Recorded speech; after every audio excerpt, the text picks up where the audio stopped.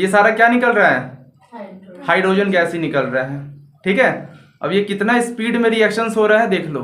ठीक है, तो ऐसे रिएक्शंस को हम लोग क्या बोलते हैं, एक्सोथर्मिक रिएक्शंस, जिसमें से हीट निकल रहा हो।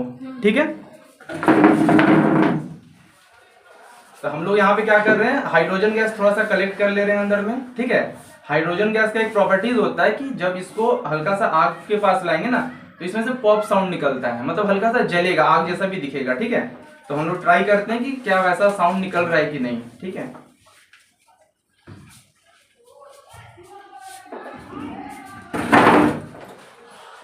गैस निकल रहा है, दिखा। हाँ। इस साउंड को क्या बोलते हैं, पॉप।